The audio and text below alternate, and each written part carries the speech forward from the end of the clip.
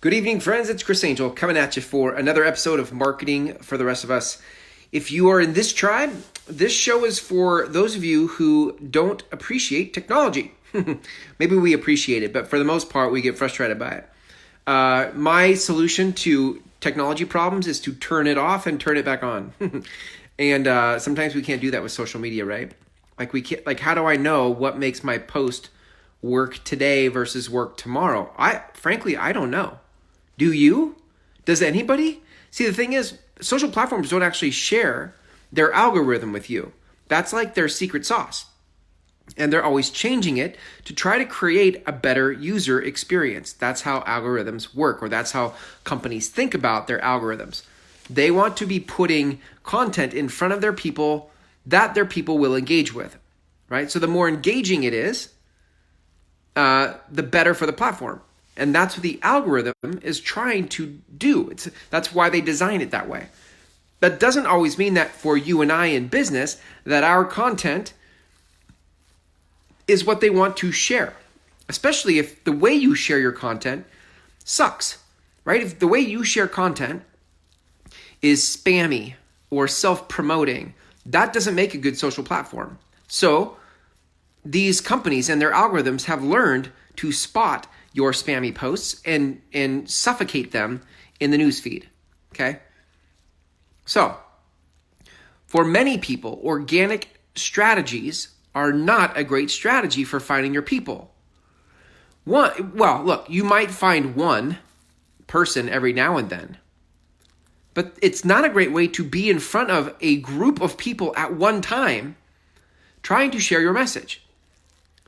So, why do we do organic strategies, and what's a better way? Well, so the first answer is, why do we do organic strategies? We do them, part one here is because you posting your content is a spiritual practice for you. Yesterday, I made a written post that said, your message is ever changing because you are ever changing, right? You're never done. You're never fully baked. You're in an ongoing journey called life. And as you go through life, you'll learn new things. And as you learn new things, your message changes. So the first reason to keep posting is not just because I'm hoping my organic post produces a lot of leads. You share because it is your spiritual practice to iterate what life is teaching you. Now, we also share, not just internally for your own spiritual edification, right? We also share because for those we have built relationship with, for those who do engage with our content, those social platforms, in this case we could use Facebook as a placeholder, will put that content in front of people who have engaged with it. It is I say your content is your constant. It is the glue that keeps the relationship going. Like the minute you drop off of social media, or the minute you stop posting content, you become invisible for your people. So we post because it maintains and nurtures the relationship with our people, the people we already have found. Okay?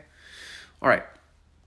And I'll give you the third one. A third reason why do we do this organic posting? Well, we do it because if you do it right, which is what I teach in my intensive program, my Groundswell Method intensive program. If you do it right, you can repurpose one piece of content in multiple places, which in an evergreen context, so think podcasts, think YouTube, think blog posts. If you repurpose your content into those formats, you now have a ever-growing digital footprint where down the road people can find you. So we do organic posts in order to repurpose the post. We don't just do it to post it in a newsfeed and have time push that down in the newsfeed only to never be seen again. We create organic posts so that we can repurpose them so that they're findable in other places. Okay, so all of that said about organic posts, what is a better way? What is a better way to find our people than organic posts? Here it is. You pay to put your stuff in front of them. You pay to put your stuff in front of them. Okay, we could call that the principle. That is the principle of this episode. You pay to put it in front of them. So what do I mean by that? That's pretty general, okay? Well, paying to put your message in front of your ideal clients, people who would buy from you. And maybe they're not actually ready to buy, but they are your ideal clients in terms of who they are as humans. Well, paying could be in the form of a Facebook ad. That is a form of paying to put yourself in front of the right people. One of the places I like to do it is in sponsoring things. One of the things that listen, I've stumbled into this. I was never the kind of guy who thought I would sponsor stuff. In fact, I was a bootstrapping kind of guy, much like many of you are bootstrapping people in your business. You're figuring it out, paying as you go, trying not to overextend yourself financially, right? You have a shoestring budget for marketing. This is why organic strategies appeal to us, because they don't cost us anything. But the problem is they are a slow, meandering path to nowhere, and you can't possibly predict the outcome of your organic posts.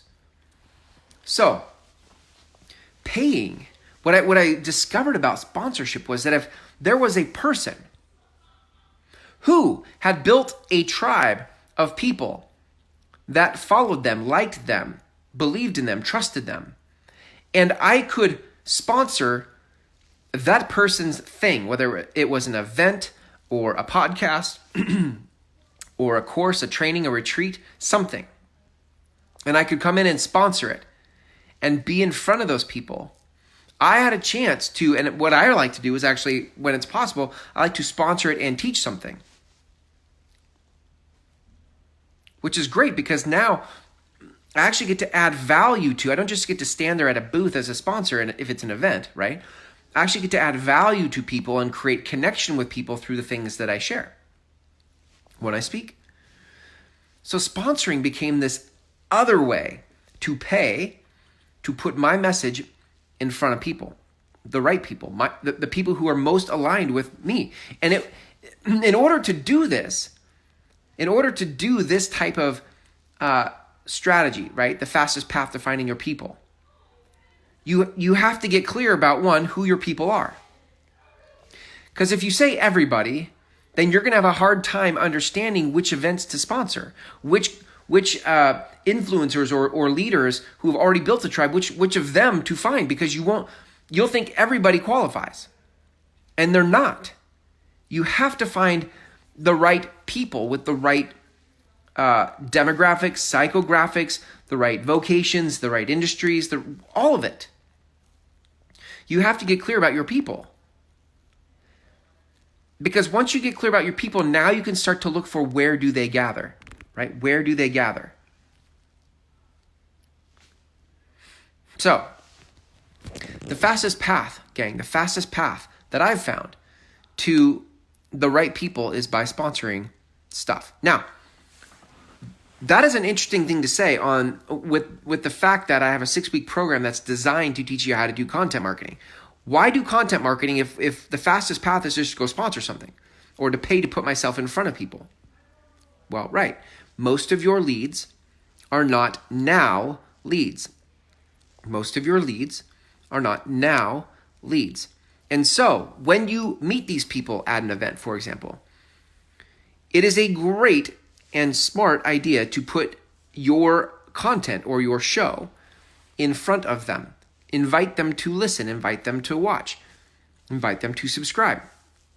And if they like it, they will come back for more. It is a great way to nurture relationship once you've made an impression. This is why I say your content is the constant. So you want to, by the way, and I'm just saying sponsoring things for me is the fastest path to get in front of people. I'm not even accounting, though, for the foundation and the digital footprint I'm creating and how many people will find me organically down the road through things like YouTube, podcasts, blog posts, etc. The short play here is to pay to put yourself in front of people who could buy something today or this year, right? But what I can't calculate, what I can't foresee, what I can't forecast is how many people are going to find me through my constant content, long term because I keep pushing it everywhere. And my guess is that will be significant. It's easy for people to share content like that. So when people find it, they can share it with someone else. Now, but I'm talking to you in this episode about the fastest path. Not the widest, most prevalent way to build business, but the fastest path to your people. And for me, that has been paying to put myself in front of them, whether that be Facebook ads or sponsoring things. Those have been the two predominant ways I have paid money to put myself in front of people. Okay? So, there you have it, gang. That is tonight's episode. If you'd like to learn more about how to create this kind of content for your specific people, to get specific about your people and create content for those people, my 6-week program called the Groundswell Method Intensive does exactly that. Okay, the feedback has been incredible, and I highly recommend it. If you are at all wondering, like, I've tried so many marketing things, none of them seem to work for me. I show up, turn on my camera, and nothing comes out of my mouth, or what comes out of my mouth I can't stand, and I judge myself. If you're looking for a more authentic way to say what you really feel in your heart and soul to say to the world, then this is the perfect program for you. The way to learn more about it and get started with that is to go to groundswellmethod.com. There's a free video there. On the last page of the free video is an application button. Click the application, fill it out, comes to me. Okay? There you have it, gang. Thanks for hanging out with me tonight in this episode of Marketing for the Rest of Us. Here's to you finding the fastest path to your people.